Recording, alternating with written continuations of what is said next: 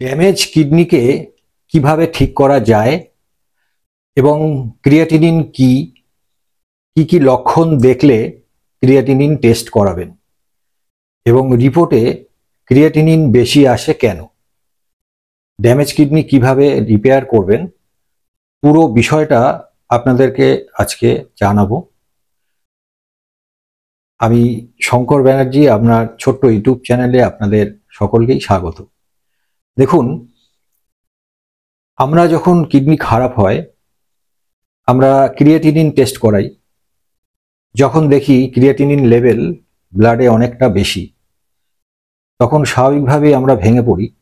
আমরা মনে করি যে কিডনি বোধহয় খারাপ হয়ে গেল, কিডনি ড্যামেজ হয়ে গেল।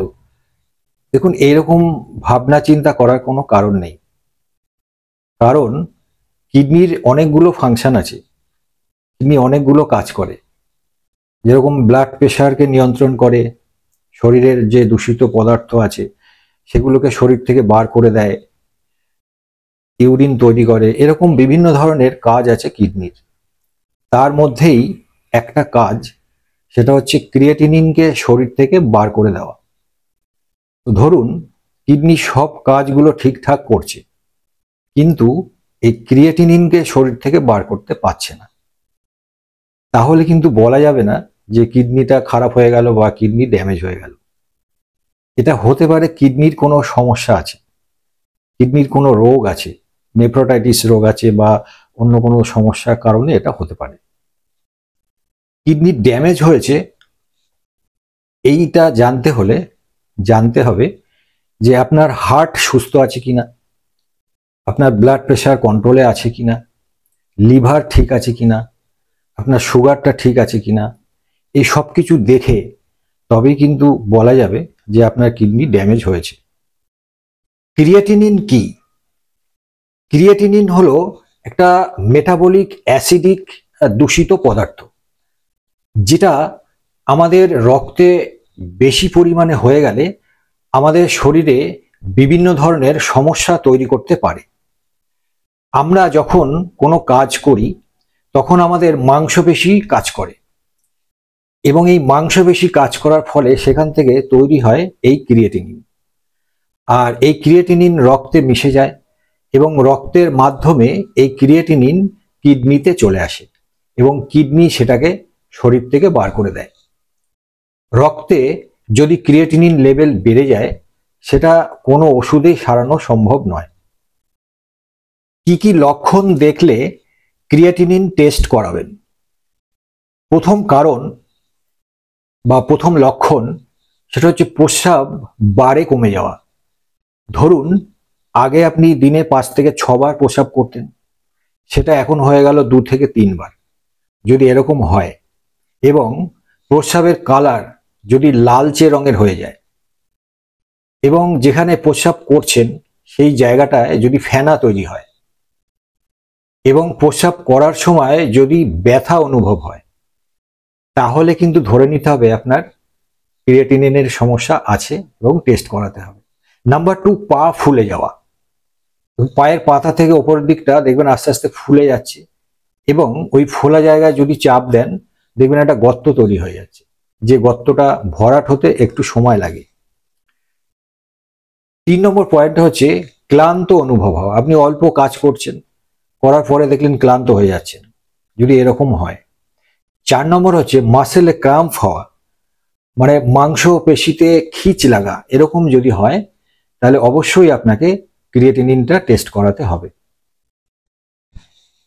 রিপোর্টে ক্রিয়েটিনিন বেশি আসে কেন? নাম্বার 1, যদি ইউরিনারি সিস্টেমের মধ্যে কোনো ব্লক থাকে সেক্ষেত্রে ক্রিয়েটিনিন বেশি আসতে পারে।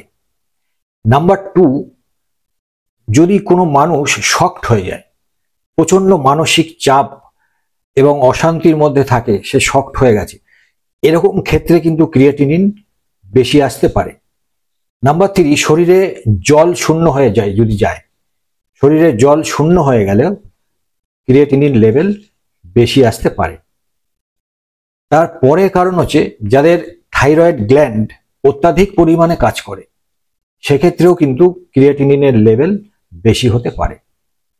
লাস্ট কারণ সেটা হচ্ছে যারা প্রচুর পরিমাণে প্রোটিন ইনটেক করে, যারা প্রচুর পরিমাণে মাছ, মাংস, ডিম এগুলো খায়, তাদের ক্ষেত্রেও কিন্তু ক্রিয়েটিনিনের লেভেল বেশি হতে পারে। ক্রিয়েটিনিনের লেভেল কিভাবে কমাবেন ঘরে বসেই? আপনারা জানেন ক্রিয়েটিনিন বেড়ে গেলে সেটা কোনো ওষুধে সারানো সম্ভব নয়। আমি কয়েকটা গুরুত্বপূর্ণ টিপস আপনাদেরকে জানাই, এটা যদি আপনারা করতে পারেন তো আপনাদের ক্রিয়েটিনিনের লেভেল অটোমেটিক কমে যাবে। আপনারা জানেন ক্রিয়েটিনিন একটা শরীরে বিষাক্ত বজ্র পদার্থ বলা যায়, এটা শরীরে বিভিন্ন ধরনের ক্ষতি করতে পারে। তো দেখুন, প্রথম পয়েন্ট হচ্ছে যে সমস্ত খাবারে অতিরিক্ত লবণ আছে সেই খাবারগুলোকে কিন্তু বন্ধ করতে হবে, ছাড়তে হবে। বিশেষ করে প্রসেসড ফুড, প্যাকেট জাতীয় খাবার, এইগুলোকে কিন্তু ছেড়ে দিতে হবে। নাম্বার 2, পেইন কিলার খাওয়া বন্ধ করতে হবে। যারা ডাক্তারের পরামর্শ ছাড়া নিজেরাই পেইন কিলার কিনে খাচ্ছেন, এটাকে কিন্তু বন্ধ করতে হবে, কারণ পেইন কিলার কিন্তু কিডনিকে মারাত্মকভাবে ক্ষতি করে। নাম্বার 3, বিড়ি, সিগারেট, মদ এইগুলোকে ছাড়তে হবে। নাম্বার 4, দুধ এবং দুগ্ধ জাতীয় পদার্থকে ছেড়ে দিতে হবে। এবং যে সমস্ত খাবারে অ্যাসিড আছে, মানে অ্যাসিডিক খাবার, সেই খাবারগুলোকে কিন্তু বন্ধ করতে হবে। আরেকটা যেটা হচ্ছে, ক্রিয়েটিনিন আছে এই ধরনের খাবার কিন্তু খাওয়া যাবে না, বিশেষ করে মাংস, মাছ এগুলোকে কিন্তু কমাতে হবে। অতিরিক্ত হাই প্রোটিন খাওয়াটাকে কিন্তু ছাড়তে হবে। বিশেষ করে যারা অতিরিক্ত হাই প্রোটিন খায় তাদের কিন্তু এই সমস্যাটা আসে। দেখুন, এক কথায় যে খাবার খুব সহজে হজম হয় এই ধরনের খাবার আপনাকে খেতে হবে। আর হচ্ছে যে সমস্ত ফলে অতিরিক্ত জল আছে সেই ধরনের ফল আপনাকে বেশি করে খেতে হবে, যেরকম শসা, পানি ফল, নাশপাতি, মানে এই ধরনের ফলগুলো আপনাকে কিন্তু বেশি করে খেতে হবে। তাহলে আপনার ক্রিয়েটিনিনের লেভেল কিন্তু কমে আসবে। ক্রিয়েটিনিনের নর্মাল লেভেল কত? দেখুন, এটা ম্যান টু ম্যান ভ্যারি করে, এক একজনের এক এক রকম হতে পারে। যারা বেশি মোটা, বেশি ওজন, তাদের একরকম হতে পারে, বাচ্চাদের একরকম হতে পারে, বয়স্কদের একরকম হতে পারে। বাট একটা নর্মাল মিনিমামে বলা হয়েছে যে অ্যাডাল্ট যারা আছে তাদের ক্ষেত্রে নর্মাল হচ্ছে 0.7 থেকে 1.3, এবং মহিলাদের, ফিমেলদের ক্ষেত্রে 0.5 থেকে 1.1 milligram per decilitre. Damage kidney কিভাবে রিপেয়ার করবেন এবং ক্রিয়েটিনিনের লেভেল কিভাবে কমাবেন ঘরে বসেই, তার কয়েকটা গুরুত্বপূর্ণ টিপস আপনাদেরকে জানাচ্ছি। নাম্বার 1, দারুচিনি পাউডার হাফ চা চামচ উষ্ণ গরম জলে মিশিয়ে পান করতে হবে। নাম্বার 2, হাফ চা চামচ বেকিং সোডা এবং 1 চামচ পাতিলেবুর রস, দুটোকে মিশিয়ে পান করতে হবে মাত্র 10 দিন। 3 নম্বর, সবুজ রস। এই সবুজ রস কিভাবে তৈরি করবেন? এর মধ্যে দিতে হবে মূলো শাক।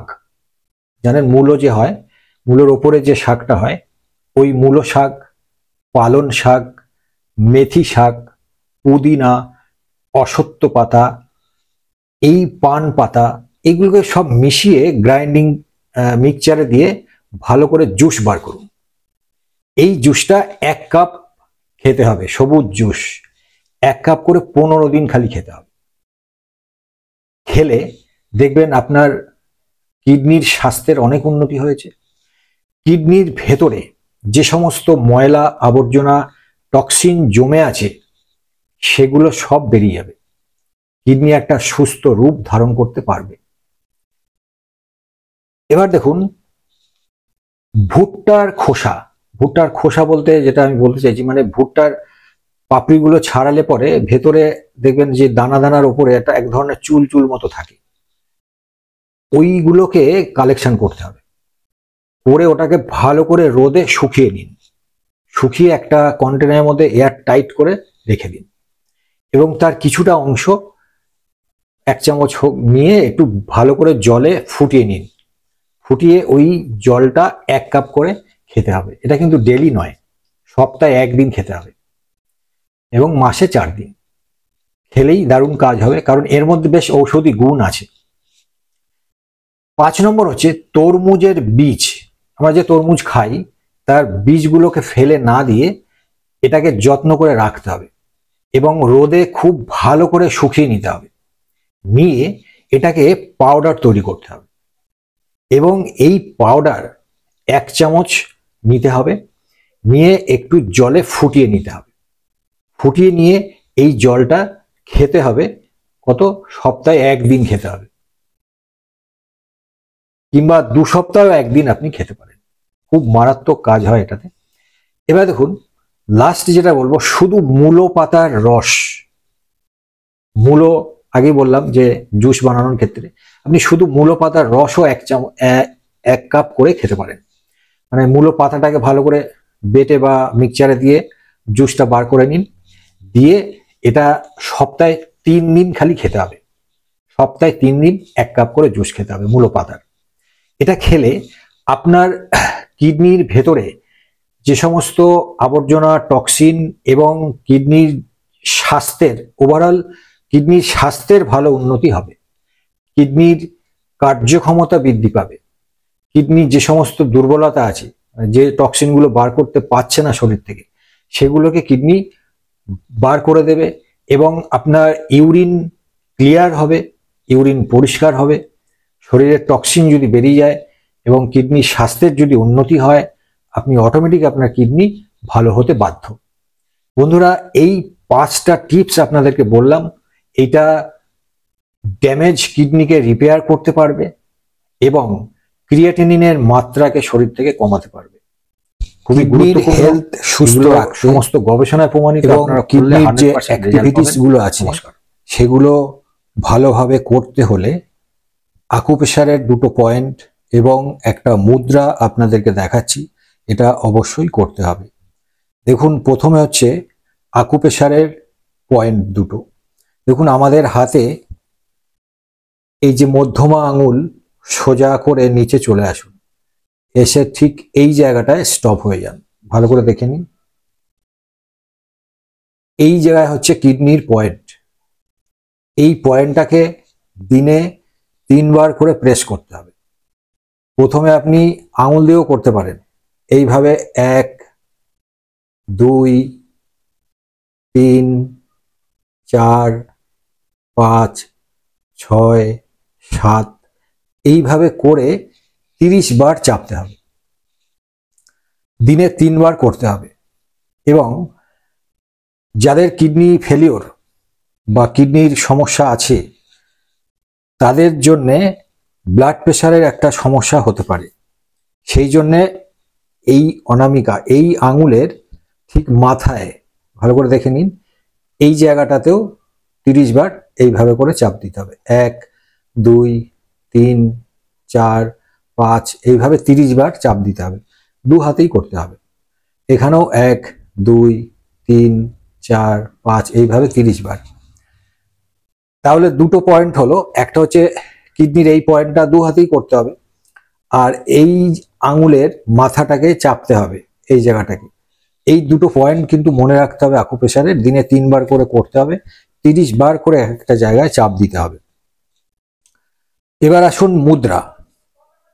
এই মুদ্রাটা 5 থেকে 10 মিনিট করতে হবে অ্যাট এ টাইম। মুদ্রাটা হচ্ছে 2টো হাত এইভাবে করলেন, করার পর তর্জনী আর মধ্যমা এই আঙুল 2টো সোজা থাকবে, আর বাকি এই 2টো আঙুল এরকম মুড়ে নিলেন। মুড়ে নেওয়ার পর বুড়ো আঙুল দিয়ে এই আঙুল 2টোকে এইভাবে চেপে ধরলেন, ধরে আঙুল 2টো সোজা। বুঝতে পারলেন কেমন? আরেকবার দেখাচ্ছি। দেখুন, এই তর্জনী মধ্যমা সোজা থাকলো এবং এই 2টো আঙুলকে মুড়ে দিলাম, বুড়ো আঙুল দিয়ে এই 2টোকে চেপে দিলাম। চেপে দিয়ে এই পজিশনটা আপনি দাঁড়িয়েও করতে পারেন, আর পদ্মাসনে বা আসন করে নিচে বসে হাঁটুর ওপরে হাত 2টোকে এইভাবে রাখতে পারবেন। রেখে আপনি 5 থেকে 10 মিনিট আরামসে বসে থাকতে পারবেন এই মুদ্রা করা অবস্থায়। আর যদি মনে করেন না আমি দাঁড়িয়েও করব, তো এইভাবে আপনি 5 থেকে 10 মিনিট এই মুদ্রাটাকে ধরে রাখবেন। এটা করলে কিডনি ভালোভাবে কাজ করতে পারবে, কিডনির শক্তি বৃদ্ধি হবে, কিডনির যে সমস্ত ফাংশনগুলো আছে সে খুব ভালোভাবে করতে পারবে। তো মুদ্রাটা খুবই সহজ করতে পারবেন, এবং আকুপ্রেশারের পয়েন্ট দুটোকে অবশ্যই দিনে 3 বার করে করতে হবে, করলে আপনার কিডনি সুস্থ থাকবে।